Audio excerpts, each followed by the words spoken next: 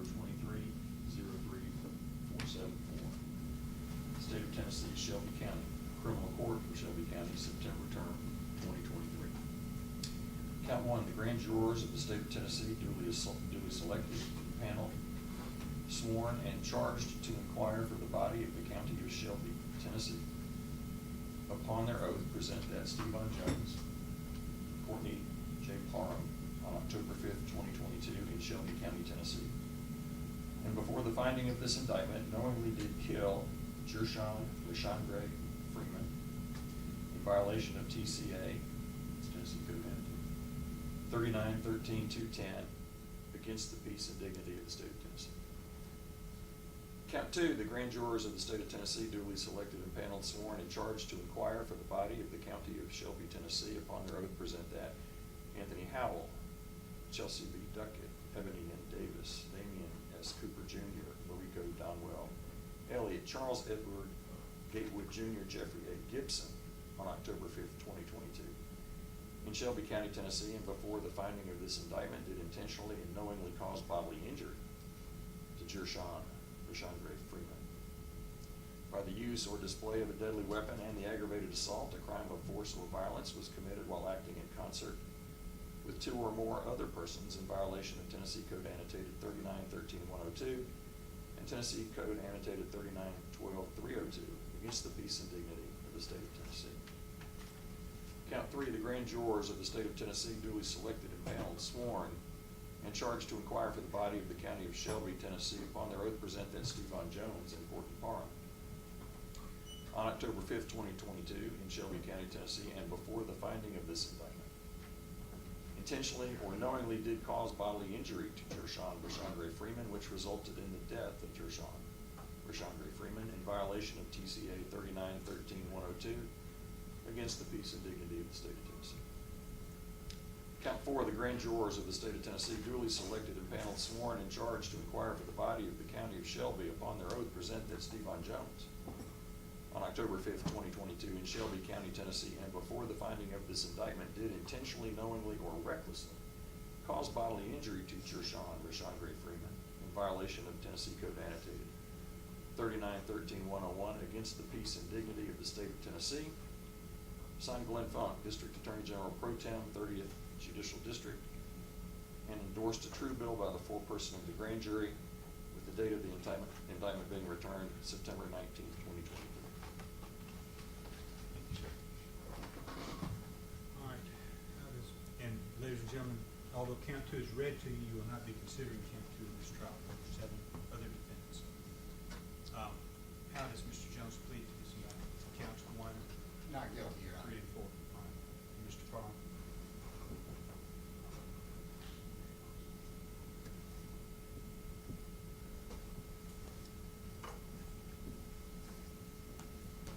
Mr. Courtney Parham pleads not guilty to all charges in this indictment. Thank you. All right, would the deputies please stand and be sworn?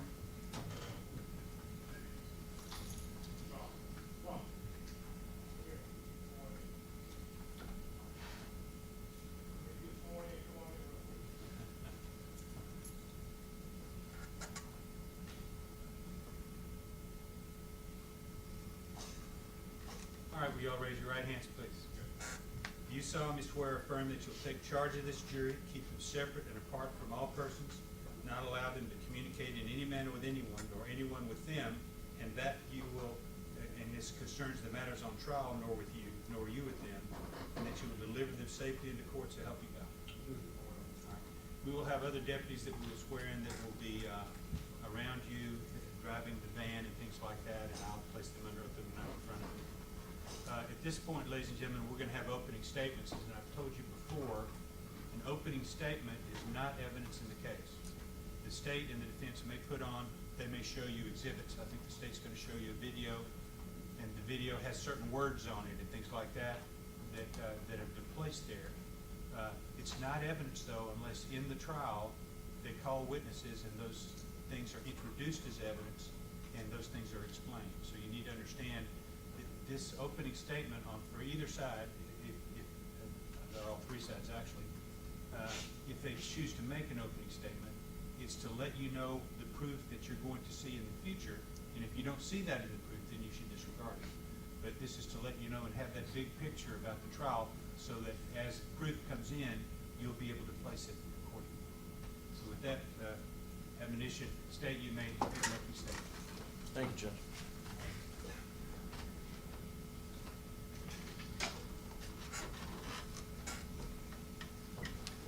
Just 1 second to set up the. And after the State's opening statement, we're going to take a short break while the defense has to set theirs up. That's IT slows us down. That's what we do these days. Your Honor, if needed, may we step around to see what? That would be fine, absolutely.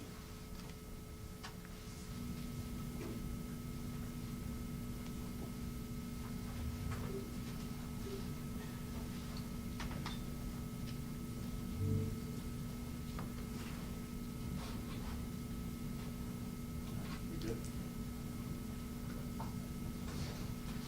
Ladies and gentlemen of the jury, as the judge just told you, the things that the lawyers say, the members of the prosecution team, defense attorneys, what we say is not evidence. I've told you that throughout the voir dire. Bears repeating as many times as we can say it. But you were to decide this case based on what you hear from the witness stand and the exhibits that have been introduced that you will get to have with you and see. But in an opening statement, we get to tell you what we expect the witnesses to testify to, what the exhibits will show. And so let's talk about that just a little bit.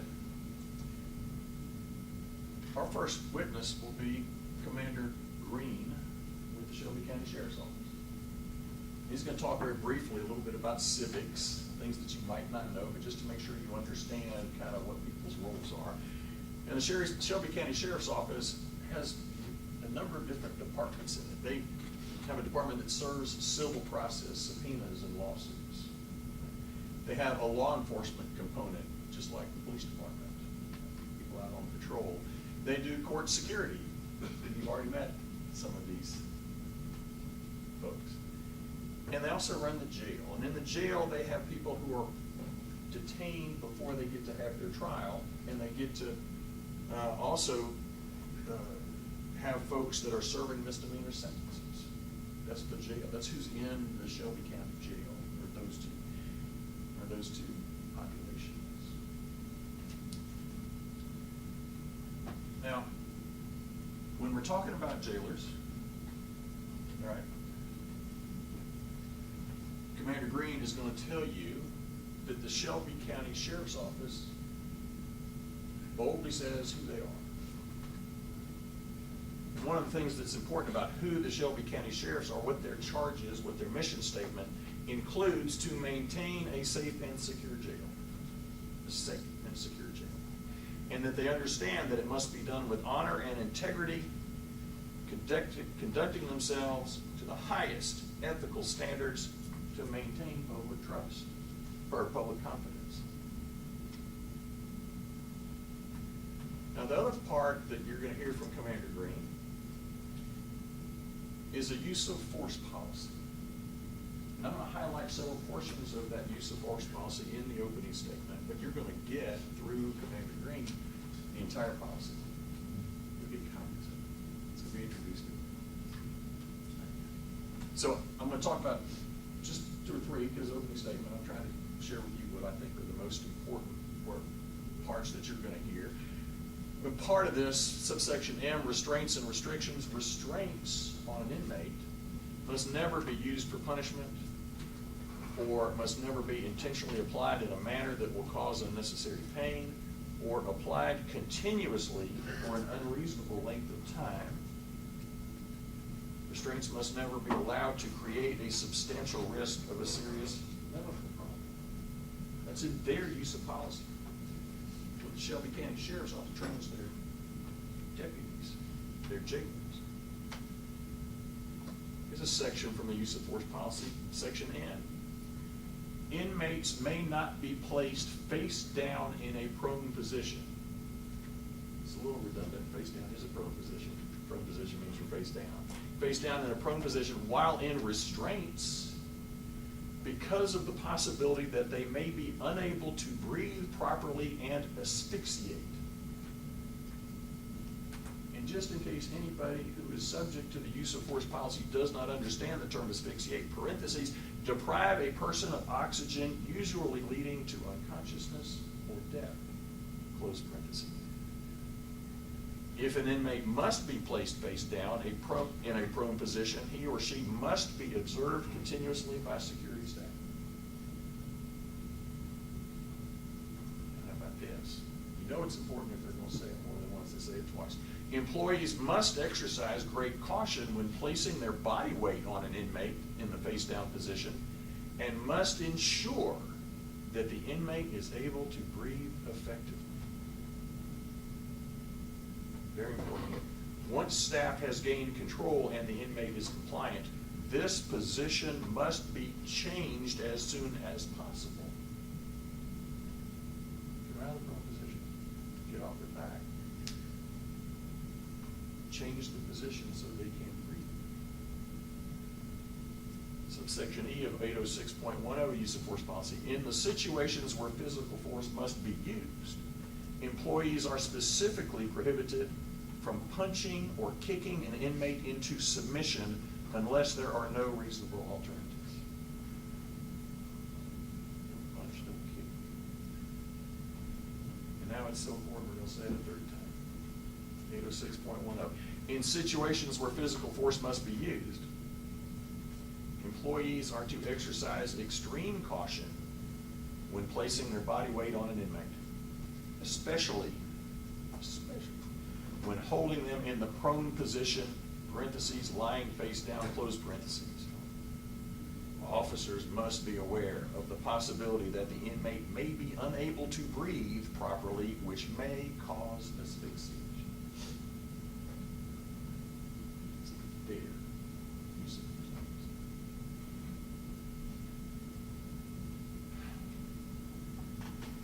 You will hear testimony that Gershun Freeman was held in a cell on the 4th floor of 201 Poplar.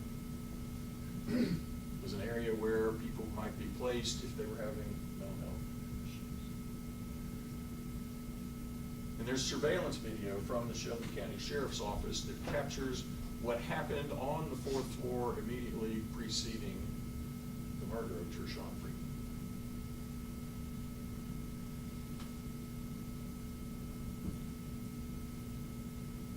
These are Sheriff's Office deputies feeding him. And this is Gershun.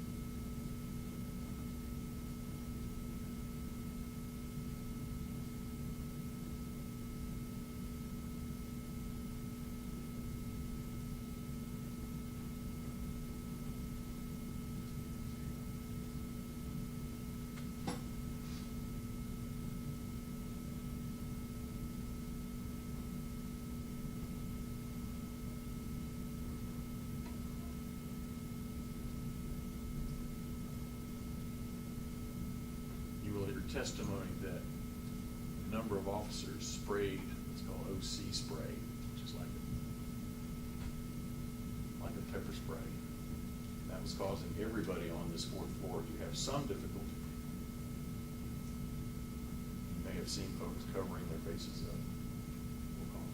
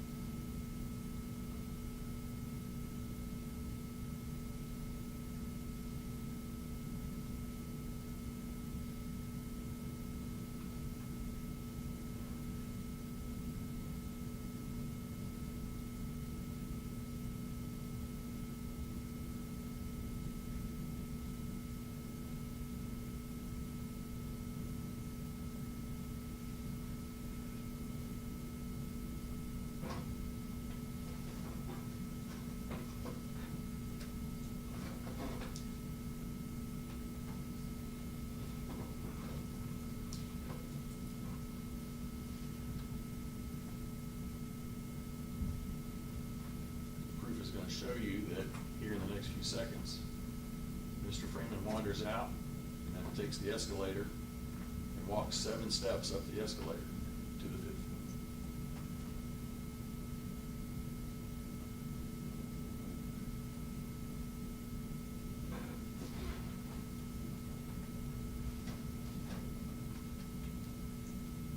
Now on the 5th floor, that's where the killing happens.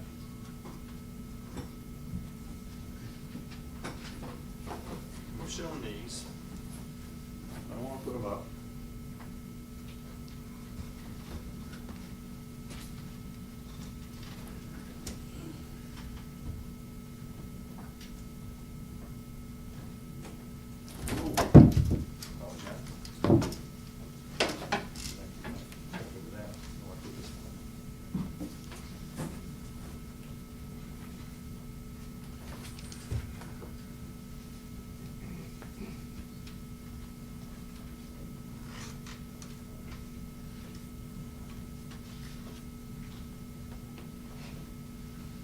Your Honor, we don't want to cut in front of the camera. Is there a way we can see what he's showing them? Come around this way, if you're walking, come around this way.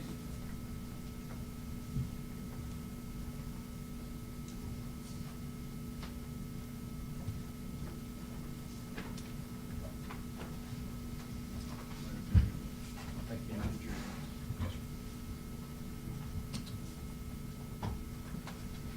So now this is the 5th floor of the Shelby County Jail.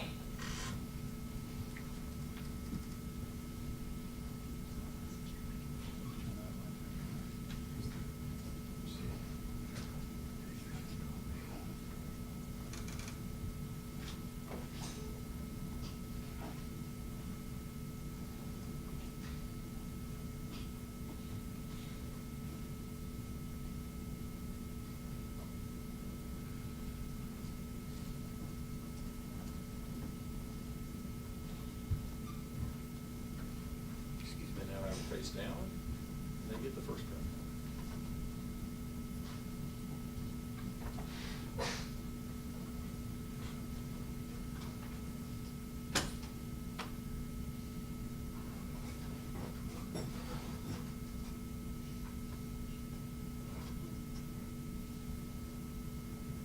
Second cuff applied. He is now face down in the prone position and in restraints.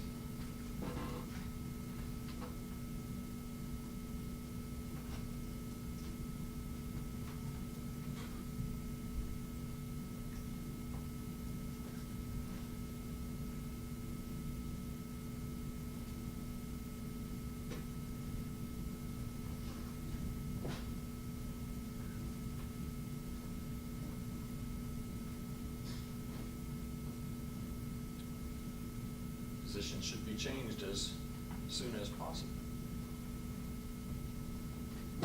Use of force expert Paul Miller will say, one way someone can breathe is to roll onto his side.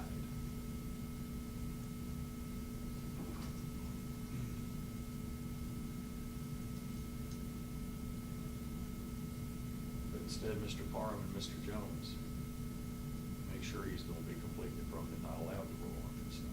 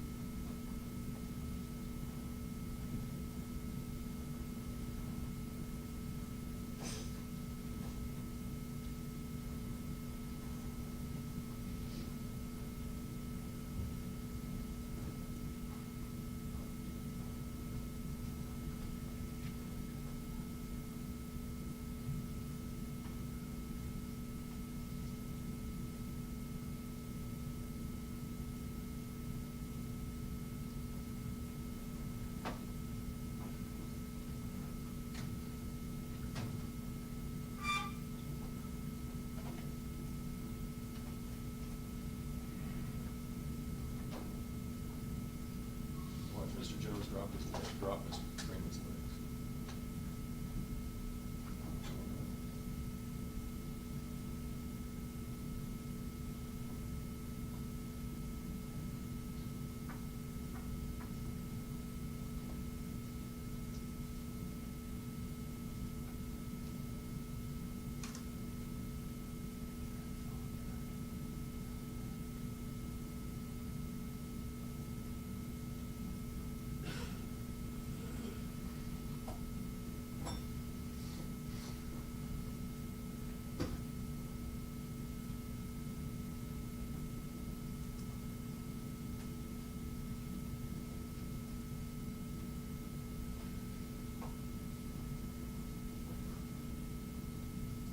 No reason, no excuse, no justification.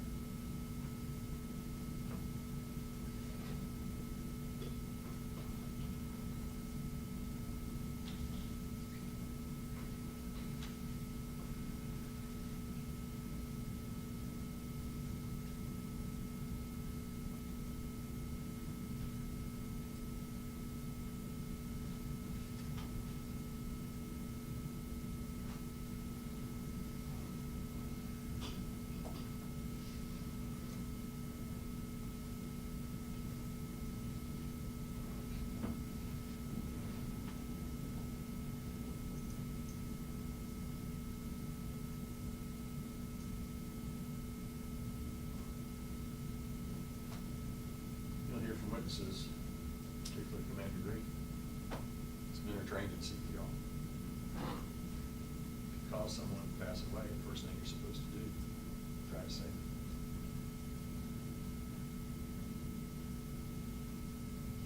Mr. Jones never tried to save him. Mr. Jones never even tried to get Mr. Parham off his back. They start wandering around while these other folks take Mr. Freeman's lifeless body.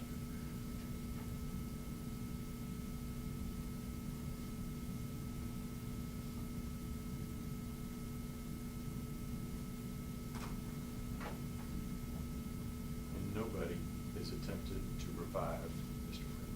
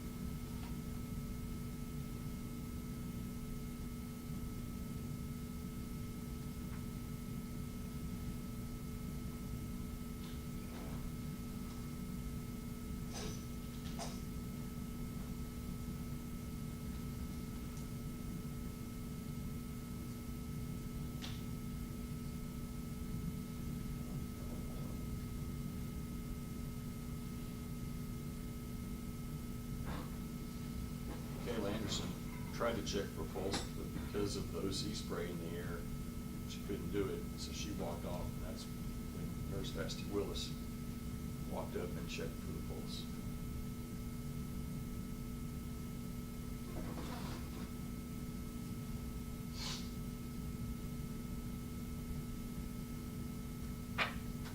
You will hear from the nurses that if they're checking for a pulse, they will first check a wrist, then check a neck, and then check down in the groin area to try to find the pulse.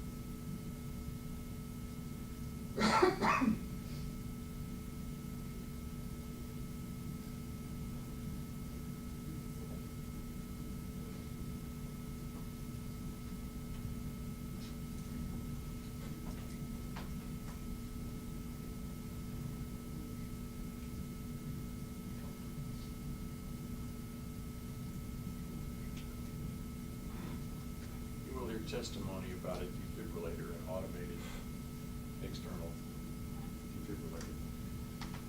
Hearts beat. Sometimes hearts go into a situation where they fibrillate, where they just quiver. That's not pushing any blood through. Sometimes there's another type of heart where it goes into an SVT where it might beat 200 beats a minute. And the AED is used that time to reset a beating heart that's out of rhythm. Your testimony that if a heart is asystole, which means it's flatlined, an AED cannot restart a flatlined heart. What has to be done then is CPR, and doctors have some things they can check, but people in the immediate vicinity are supposed to start CPR unless they have some sort of medical training and have those drugs available. But mainly, what you gotta do is get the AED out. But if the pads detect an asystole heart, asystole, a flatline heart, it directs the people who have placed those pads to start CPR.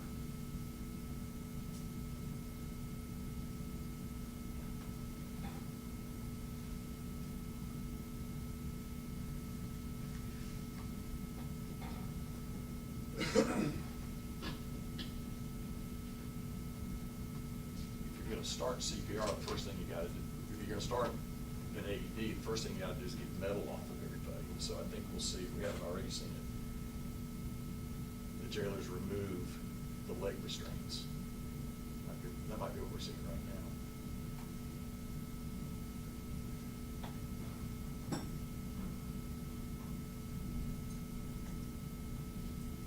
And then once the leg restraints have been taken off, then they move to the cuffs, and they get the cuffs off.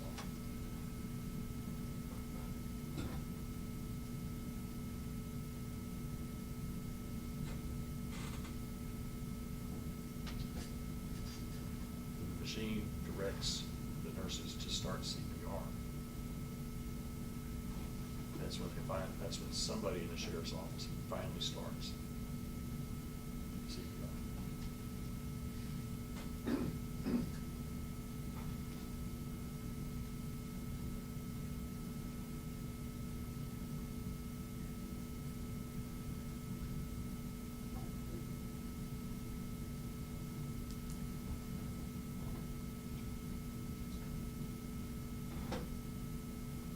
During the 9 minutes that Mr. Parham had gotten off, after Mr. Parham had gotten off Mr. Freeman's back, and after 11 minutes or so after Mr. Jones got off of Mr. Freeman's back, they had still never attempted to revive, and it took 9 more minutes for jail staff to actually attempt to revive.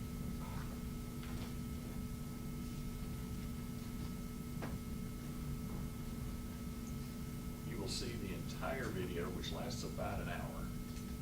They do CPR for probably 30 minutes. You'll get a copy of that if you can see. And then EMTs arrive, and they attempt some CPR before those medical personnel actually call to death. At that point, these nurses do not have the authority to pronounce death. You'll hear that testimony. But you will be able to watch the entire roughly hour and 8 minutes.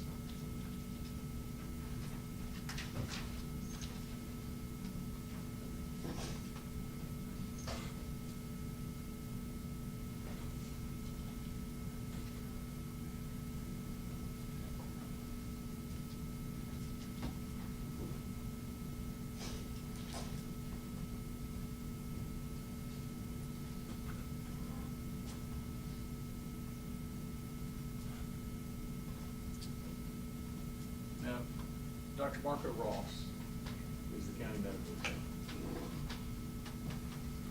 and he did an autopsy in this case. And Dr. Marco Ross gives an autopsy examination, and he does a report that's several pages long. He writes, cause of death, exacerbation of atherosclerotic cardiovascular disease due to physical altercation and subdual. There's no question. Gershun Freeman had blockages in the arteries and veins near his heart. At least one of them had a blockage all the way up to maybe even as high as 80%. Cause of death, exacerbation of these cardiovascular disease due to physical altercation and subdual, meaning as he was subdued in the process of this subdual. Based on the autopsy findings, reported circumstances, he relied on some hearsay from different sources about what happened because he wasn't there. Available investigative information, he did get to see the video before he did his autopsy. The cause of death is attributed to exacerbation of atherosclerotic cardiovascular disease due to physical alteration and subdual. A probable psychotic disorder is likely a contributing condition. The manner of death is classified as homicide for state vital record epidemiology. Purpose is not meant to definitively indicate criminal intent. Though, once again, this is a knowing crime, not intention. Though if the jury feels that these folks acted intentionally, that satisfies knowing as well. Knowing here, potentially a little bit higher. This is a doctor making a Dr. Feng Lee worked in the Davidson County Medical Examiner's office. He reviewed this as well, and he produced a report. And you will hear from him, both Dr. Ross and Dr. Lee will be testifying to you. The following materials have been reviewed by Dr. Lee. Autopsy report from Dr. Ross on the deceased Gershun Freeman. Body diagrams, toxicology reports, scene investigation reports, video recording from the jail footage, autopsy pictures, you will see the autopsy picture, and an audio record of Dr. Ross's meeting. After he looked at this, he says, based upon the circumstances surrounding death, as currently known, the cause of death, in Dr. Lee's opinion, working for the medical examiner's office, is complications of mechanical asphyxia. He defines asphyxia down here. Asphyxia is characterized by inadequate oxygenation of tissue. 3 categories: suffocation, strangulation, chemical asphyxia. In suffocation, asphyxia results from a failure of oxygen to reach the blood. 4 types of suffocation: environmental suffocation, obstruction of the nose and mouth, choking to a blockage due to a blockage of the internal airways by foreign objects. Suffocation, environmental suffocation, smothering, blockage. Mechanical, sometimes also referred to as traumatic asphyxia, results when pressure on the chest and abdomen restricts respiratory movement and the breath. In the present case, the decedent was restrained in a prone position, handcuffed behind the back, knees on the back, which restricted his breath properly, thus which led to the mechanical asphyxia. Exactly what's in the force policy. That's what they train their deputies. Don't do this, because this is what's going to happen. The manner of death is consistent with homicide. The cause of death is mechanical asphyxia.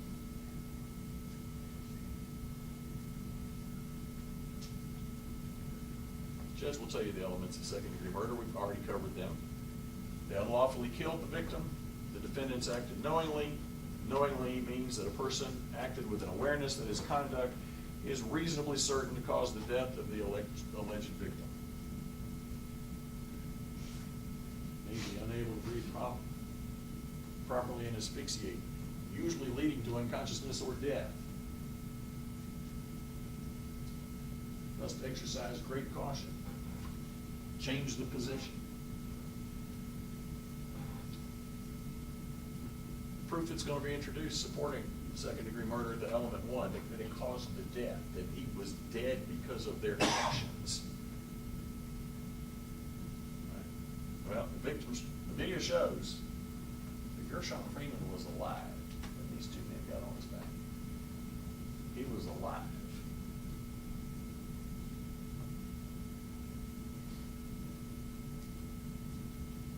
He was alive a minute and 40 seconds into this when he tried to roll over so he could gasp for breath. That's the proof that's in the video. Proof's going to show that these 2 defendants, a combination, sometimes on, sometimes off, but always one of them, stayed on his back for 5 minutes and 10 seconds. And even when you get off the back, you can say to your friend, your coworker, hey, get off of his back. Even after they cuffed him, after he was placed in restraint. Inmates may not be placed down in a prone position while in restraint. After they cuffed him, 4 minutes and 29 seconds. Body pressure was applied to his back until he became lifeless. That's what this proof shows. That's what this video shows. We all just watched. We'll be introduced to the evidence. Gershun Freeman's body was lifeless. It was moved by jailers after the defendants got off of his back. The nurses, I believe, will tell you that they kept checking for a pulse. They will also tell you that CPR is only performed when there is no pulse, and that the AED, there was no AED shock because his heart was systole flatlined. You don't have to worry about what they say. We saw what they did. You don't do CPR on a beating heart. It's not what anybody does. So no matter what they say, we saw it on the video, they're doing the CPR. Why? Because he's dead. Dr. Ross's report, cause of death is homicide. That's what he said, homicide. Manner of death, exacerbation of a cardiovascular disease due to full physical altercation and subdual. Dr. Lee says cause of death, homicide, manner of death, mechanical asphyxiation. There's a slight disagreement between these two doctors as far as what actually was the last thing that happened. Either way, whether you can't breathe or whether there's so much pressure that your heart gives out. Once you can't breathe, then your heart stops. Homicide, homicide, because of the actions of other people. What about knowing? What about this second element? How could they possibly have known that they were killing him? Well, we got this, 807. May not be placed face down in a prone position. They were trained on this. How did they know? Well, they were trained on it. This is in their use of force policy. They may not be able to breathe properly and asphyxiate, deprive of oxygen, usually leading to unconsciousness or death. It's so important that you got to be observing them. So important that you don't just say it once. Sheriff's office is going to put it twice in their use of force policy. Must exercise great caution when placing their body weight on an inmate in the face down position, and must ensure the inmate is able to breathe effectively. Don't stay on it until he's not breathing. Ensure that he's able to breathe. Once staff has gained control, well, I'd say if the proof was going to show that once he's in cuffs in a prone position, he is in control, there's nothing else he can do. This position must be changed as soon as possible. Just roll over. Let's get him some air. This is so important about don't get on somebody's back. Cause them to asphyxiate. It shows up in the use of force policy a third time. In situations where physical force must be used, employees are to exercise extreme caution when placing their body weight on an inmate, especially when holding them in the prone position lying down.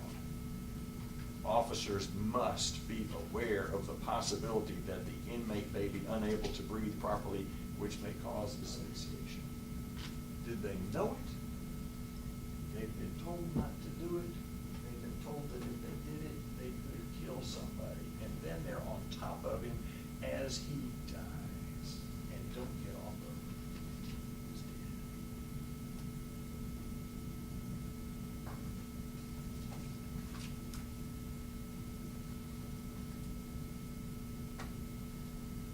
So we've got the conduct during the killing. They didn't get off of his back until he was dead. Here they are, on top of his back while he's died. That's knowing. These guys know what they're doing in that picture. But sometimes it's what's your omissions. What do you do right after the killing that lets you know that you did a killing? But that's what you were wanting to have happen. What do you do? Because if you didn't know that you killed somebody once they go limp, what do I need to do to help him? Let's roll him over. Let's start something. So let's try to revive him. Call his name. Clap near his ears. Jostle his shoulder. Throw cold water in his face. Let's wake him up, right? See somebody. No mouth-to-mouth resuscitation. No chest compressions. No CPR. Did not even roll him over on his side. Instead, they wandered away. Knowing him.